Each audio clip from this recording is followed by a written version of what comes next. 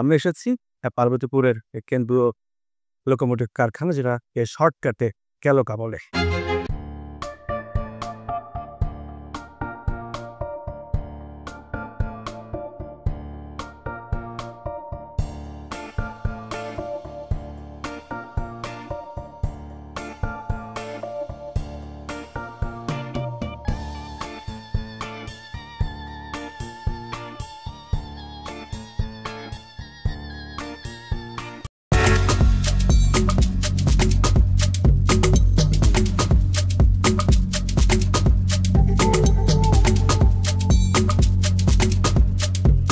রেলপথ সাশ্রয়ী, নিরাপদ ও পরিবেশ বান্ধব। বিশ্বের প্রায় সব দেশেই এই কারণেই জনপ্রিয় রেল যোগাযোগ ব্যবস্থা। বাংলাদেশ রেলওয়ের বর্তমান রেল নেটওয়ার্ক প্রায় ৩,৬০০ কিলোমিটার। সারা দেশে রেল যোগাযোগের সার্বিক দায়িত্বে বাংলাদেশ রেলওয়ে বা সংক্ষেপে বিআর। বন্ধুরা, প্রথম পর্বে আমরা বাংলাদেশ রেলওয়ের সবচেয়ে আধুনিক রেলওয়ে কারখানা পার্বতীপুরের কেন্দ্রীয় লোকোমোটিভ কারখানা বা কেলোকার জন্ম, ইতিহাস ও সক্ষমতা সম্পর্কে কিছু তথ্য জেনেছি।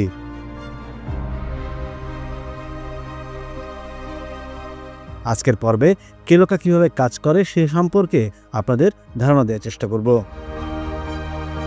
বন্ধুরা, আমি চলে এসেছি একটা বিশাল জায়গায়, যেখানে বিশাল কর্মযজ্ঞ হয় এবং অনেক ভারী ভারী যন্ত্রপাতি নিয়ে কাজ হয়। দেখে অবাক হবেন, বুঝে অবাক হবেন কীভাবে সম্ভব। কথা না বাড়িয়ে চলুন ভিতরে প্রবেশ করছি।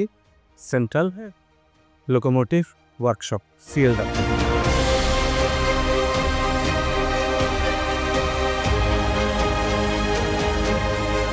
এখানে স্যার আমাদের বলেছেন 14টা সেকশন আছে এবং 8টা ইউনিট আছে। এই ইউনিটগুলো mechanical, store, fire fighting, electrical, accounts ডিপার্টমেন্টের কাজ আছে, এখানে ইঞ্জিনিয়ারিংয়ের কাজ আছে, মেডিকেল আছে, ওয়ার্কশপ ট্রেনিং ইউনিট আছে। লোকোমোটিভ যখন আসে, যখন আমাদের 2টা সেকশন আছে, এলআরএন সেকশন এবং এলআরই সেকশন। এই সেকশনগুলোকে আমাদের মেকানিক্যাল পার্টসগুলো এবং ইলেকট্রিক্যাল পার্টসগুলো ডিসঅ্যাসেম্বলি করা। যেমন ইঞ্জিনটাকে ডিসঅ্যাসেম্বল করে ইঞ্জিন রিপেয়ার সেকশনে দিয়ে দেওয়া, অল্টারনেটর ডিসঅ্যাসেম্বলি করে অল্টারনেটরের ইএম সেকশনে দিয়ে দেওয়া, মোটর ডিসঅ্যাসেম্বলি করে মোটর সেকশনে দিয়ে দাও। আমাদের সেই লোকোমোটিভটা আছে, সেই লোকোমোটিভটাতে আমরা ক্লিনিংয়ে পাঠাই। ক্লিনিং সেকশনে একা ক্লিন হয়ে আসার করে আমরা এই শিট মেটাল সেকশনে নিয়ে আসি। শিট মেটাল সেকশনে যে ইনফ্রাস্ট্রাকচার আছে, ইনফ্রাস্ট্রাকচারটা মেরামত করা। এইটা মেরামত করার পর তারপর আবার আমরা এটাকে শিডিউল সেকশনে এলআরএন এলআরই সেকশনে নিয়ে যাই। সেখানে আমাদের ট্র্যাক পোস্ট করা হয়, তারপর সেখানে একটা অ্যাসেম্বলি করা। অ্যাসেম্বলি করার তারপরে এটাকে আমরা লোড টেস্ট, একটা আমাদের টেস্ট প্ল্যান টেস্ট করার পর তারপর আমরা লোকোমোটিভটাকে লাইট ট্রায়ালে পাঠাই। লাইট ট্রায়াল যদি সাকসেসফুল পায় তারপর আবার লোড ট্রায়ালে পাঠাই। তারপর লোড ট্রায়াল যদি সাকসেসফুল পায় তখন আমরা ডিলিশনে হ্যান্ড ওভার। তারপরে তো অনেকগুলো ধাপ, অনেকগুলো স্টেপ। তাহলে কতগুলো স্টেপ হিসাব করলে দেখা গেল 10টার উপরে হবে, 15 থেকে 16টা স্টেপ কন্ট্রোলার ব্যাচ। বিশাল কর্মযজ্ঞ চলে এখানে। সুন্দর করে বিশদভাবে ব্যাখ্যা দিয়ে জটিল বিষয়গুলো আমাদের কাছে সহজভাবে তুলে ধরার জন্য কেলোকার কর্মকর্তা কর্মচারীদের ধন্যবাদ জানাচ্ছি।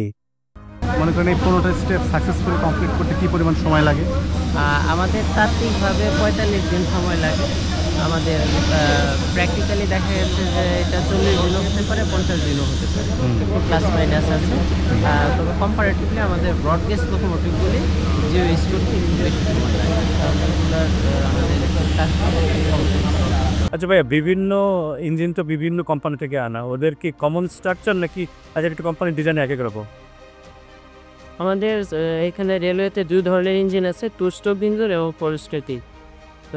2 স্ট্রোক ইঞ্জিনগুলো যে টেকনোলজিগুলো প্রায় কাছাকাছি বিভিন্ন সিরিজে, আবার 4 স্ট্রোক ইঞ্জিনগুলো টেকনোলজির কাছাকাছি। আমাদের প্রায় 17 টাইপের লোকোমোটিভ, তার মধ্যে এখন মনে হচ্ছে তো টাইপের লোকোমোটিভ আমাদের চলমান। মানে টাইপ কি ম্যানুফ্যাকচারার টাইপ কী করবে? এক এক সময় এক এক লট আনা হয়েছে, প্লেস থেকে আনা হয়েছে। যেমন সর্বশেষ আনা হয়েছে প্রবেশ রেল থেকে, তাতে কিছু স্পেশালিটি আছে। আবার 3023 আনা হয়েছে বন্দা ইউপিএম থেকে, তার কিছু স্পেশালিটি আছে। এরকম বিভিন্ন কোম্পানি থেকে আনা হয়। জেনে অবাক হলাম এক একটি ইঞ্জিন সার্ভিসে যাওয়ার আগে 16টি ধাপ পেরিয়ে চূড়ান্তভাবে অনুমোদন পায়। যদি কোনো কারণে কোনো ধাপ পেরোতে ব্যর্থ হয় তবে তা আগের ধাপে আবার ফিরে আসে। এভাবে টেস্টিং করে করে করে তারপরে একটি ইঞ্জিন সার্ভিসের জন্য পাঠানো হয় রেলের বহরে।